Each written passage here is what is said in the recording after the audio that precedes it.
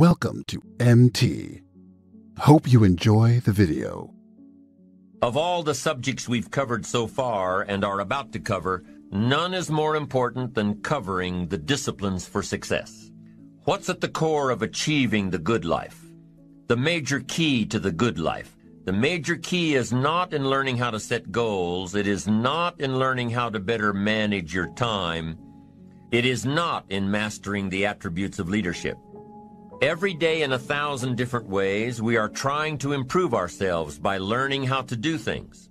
We spend a lifetime gathering knowledge in classrooms, in textbooks, in experiences.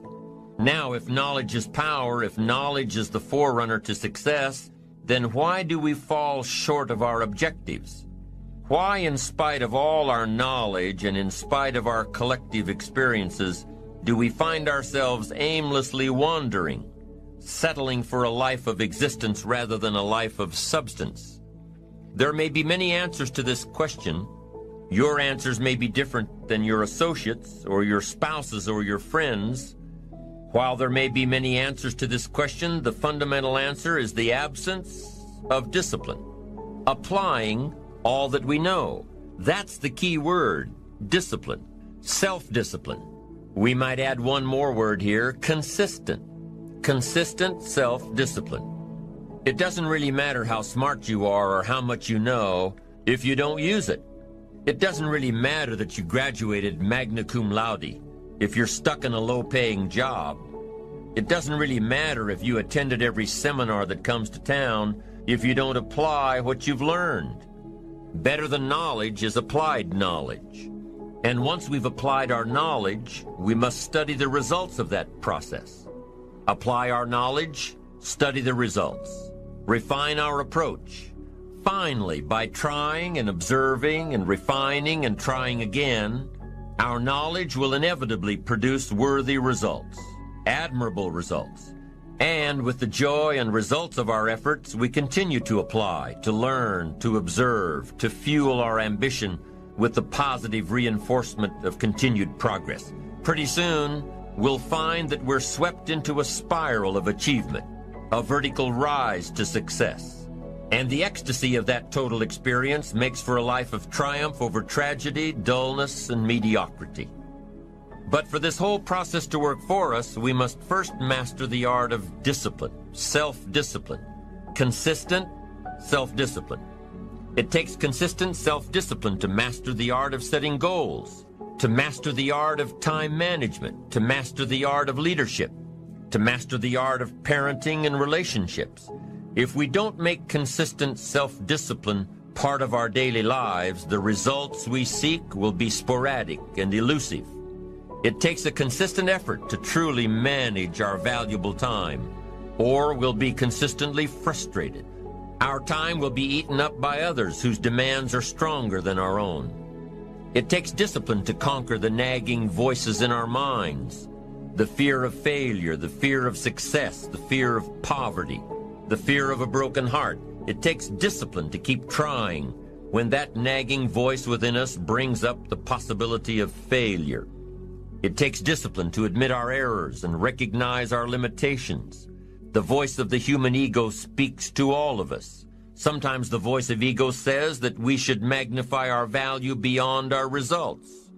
It leads us to exaggerate, to not be totally honest. It takes discipline to be totally honest, both with ourselves and with others. Be certain of one thing: every exaggeration of the truth, once detected by others, destroys our credibility and makes all that we say and do suspect. As soon as a business colleague figures out that we tend to exaggerate, guess what? They'll always think we exaggerate, and they'll never quite hold us in the same regard again. The tendency to exaggerate, distort, or even withhold the truth is an inherent part of all of us. And only an all-out, disciplined assault can overcome this tendency. It takes discipline to change a habit, because habits are formed a little bit each day, every day, every day. Once habits are formed, they act like a giant cable.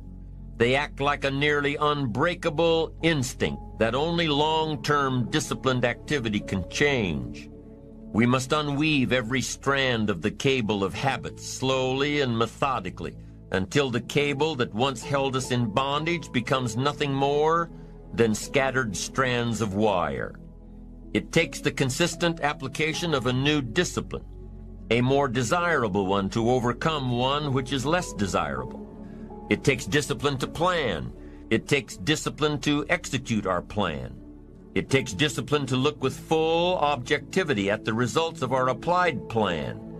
And it takes discipline to change either our plan or our method of executing that plan if the results are poor.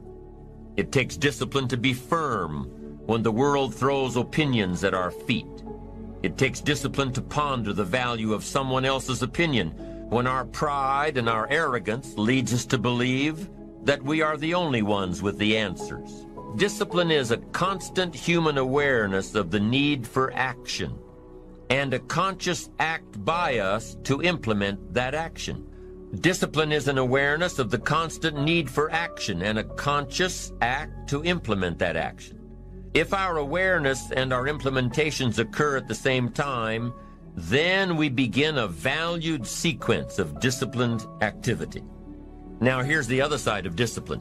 If there's considerable time that passes between the moment of awareness and the time of our implementation, then that is called procrastination. Doing it tomorrow instead of today. Procrastination, an almost exact opposite of discipline. The voice within us says, get it done. Discipline then says,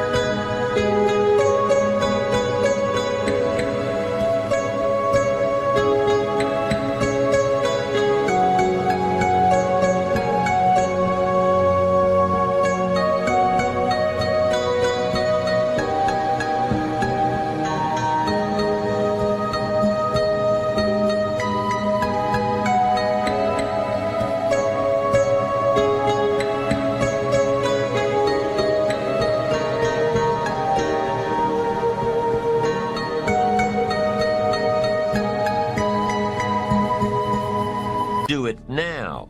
Do it to the best of your ability, today, tomorrow, and always, until finally the worthy deed becomes instinctive. Procrastination says later, tomorrow, whenever I get a chance. Procrastination also says do what is necessary to get by or to impress others.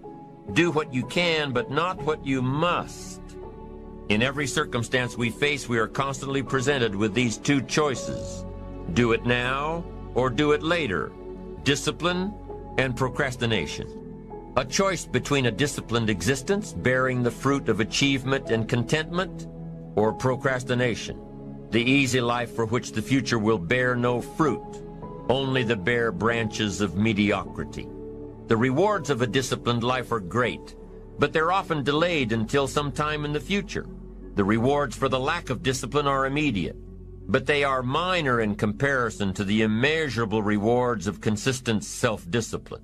An immediate reward for lack of discipline is a fun day at the beach.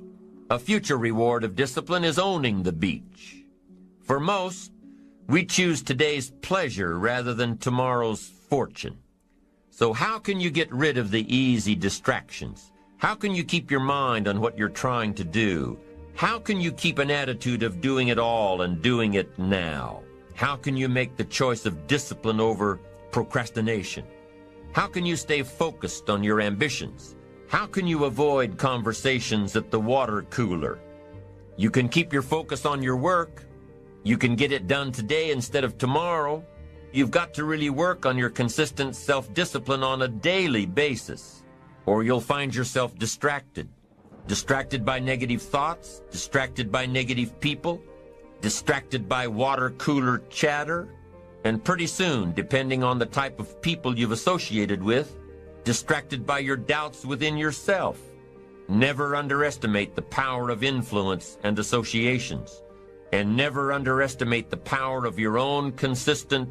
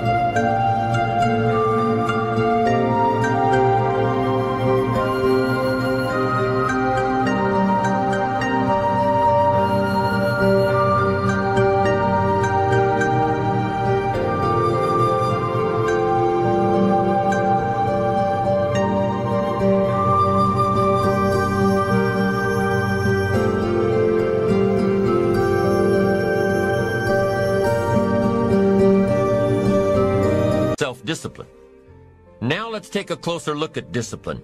True discipline is not the easiest option. Most people would rather sleep until 10 o'clock than get up at 6. It's easier to go to bed late, sleep late, show up late, leave early. It's easier not to read. It's easier to turn on the television than to open a book. It's easier to do just enough than to do it all. Waiting is always easier than acting. Trying is always easier than doing. Imagine what life would be like if we didn't have to make our bed in the morning, or keep our garage clean, or pay our taxes, or show up for work tomorrow.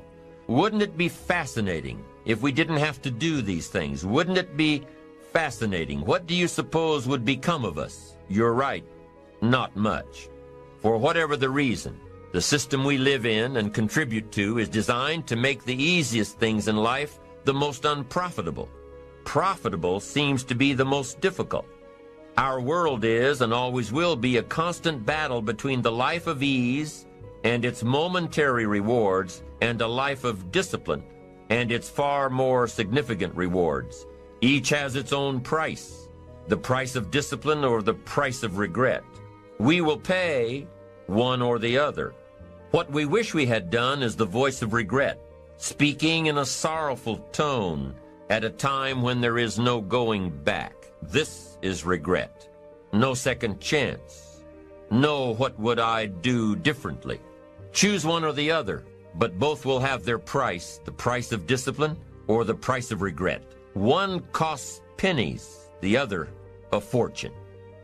Dostoevsky said, "There are hundreds of young men who would die for the truth, but very few who would spend 5 years studying to know what the truth is." Thank you for watching our video. Check out our other motivational videos that will help you turn your life in positive direction.